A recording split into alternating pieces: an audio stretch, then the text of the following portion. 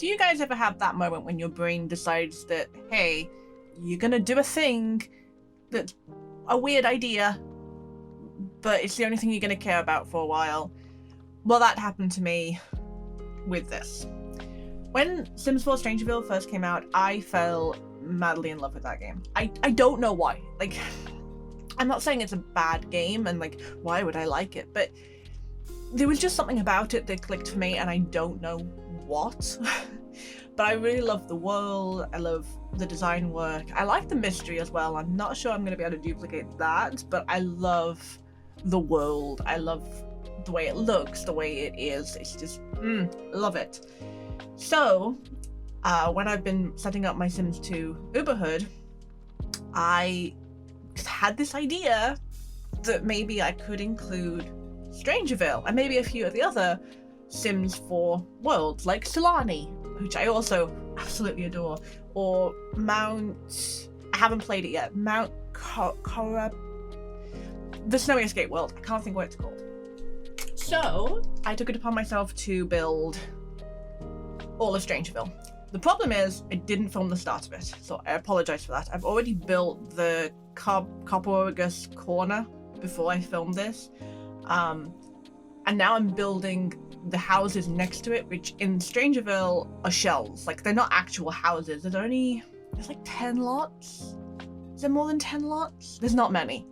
And I'm building the shells as functional houses in The Sims 2, which is... it's one hell of an endeavor. I'm gonna say that. Some of them are easier than others. Like, these shells were pretty easy. It was hard to duplicate it with a lack of custom content. I decided not to build with custom content. What I'll probably do later on is go through the whole thing again and add custom content to it. So I'll have like a custom content version and a non-custom content version. The only custom content I'm using is the Strangerville conversions, and it's like 20 to 30 items. And they're really nice conversions, and it's things like the what do they call it, like that computer desk thing that came with it. So I'm using that, and I'm using a couple of like plants and stuff, but even then I don't have a lot of plants to go with, which is why it doesn't look amazing yet. I think the CC version will look a lot better. Obviously, if you download it, it is uploaded on my Patreon. If you download it, you can add your own CC to it, and it might look better. It'll also fit really nicely in Strangetown if you don't want a Strangerville world. But yeah, I'm duplicating all of this from the shells. When I was building this, I've got a 2-monitor setup. I technically have 4 monitors, but 2 of them are drawing. It's a long story. I'm not getting into my desk setup right now. But I have 2 monitors, so I had on my main monitor, I had my Sims 2 where I was building these shells, and then on my second monitor on my left, I had the Sims 4. My ADHD did not like this because I couldn't watch like videos while I was filming, while I was building, because, well, I was using both my monitors, and I don't have anywhere for my other monitor, so it's a bit, But I've been building from what they look like on the outside. So the inside is all me. The inside of the Carpog... I don't know how you pronounce it, and I can't think of the word off the top of my head. It's like Carpophagous. I don't know. The 2 houses next to the playable one in Strangerville, the inside of those houses is entirely built the way I see them from the outside, because you can't see inside them. You can't even peek through the windows. So what I did with this one is I tried to make it look like the outside. It's supposed to sort of blend with, first of all, how the playable one works, and secondly, how the like, there's a certain look to Strangerville, and I'm trying to duplicate that. I couldn't find the exact wallpaper for the original house that I built, but there's a slightly weird sort of flowery wallpaper in The Sims 2 that I'm using, which I think came out really nicely in this particular build. I'm not overly furnishing it. It came out really expensive anyway, probably because of how much land is around it. It didn't quite end up as compact like the world itself, the hood, didn't end up as compact as I maybe would have liked. So it ended up a bit but that's okay. I never really expected it to come out identical to Strangerville, because at the end of the day, the thing about Strangerville is it's not playable. It's not real, it's not playable. So they don't have to fit an interior into those houses that are shells. They don't have to. So they can either be like twice as big and the inside just wouldn't be anything, or they can be really small and like it doesn't have to. It's a shell. It's a shell. I mean, you'll see this when the next one, not the next of these particular houses, but the next main build is a motel. Oh god, that motel nearly killed me because it's not functional. I couldn't work out how they must have had a really nice time building that shell, but how do you translate that into an actual building? I managed it somehow. I don't know how. So what I did here is I built this particular house and then I duplicated it on the left-hand side of it for the corner one, which for me made it a lot easier to then just alter it a little to make it just slightly different, but a similar build. Because the playable one in Strangerville is called a corner, I decided to name the middle one Center and the other one Ending. I thought that fitted, I don't know, nicely with the way the style of the game was. I didn't change it too much. The middle one in the shells is green, the one at the end is white. There's a very slight different look to it. Nothing too fancy. I didn't really want to do anything too fancy to it. I've tried to keep them as simple as possible. They ended up weirdly pricey. Like I say, I imagine it's because of the size of the lot.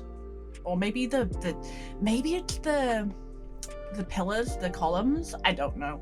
Or maybe I put too many windows in there, window tax. But it came out really nice. I'm really happy with how it's looking. I feel like it would fit in well with Strangetown, like I said. But it also looks really nice. When you zoom out of it on the neighborhood, I'm really happy with how it came out. It looks similar to the Strangerville houses. Finding the right colors for the windows, the right style for the windows. I realized that the door was down a different end or something, and I had to change that later. I left most of the furniture the same.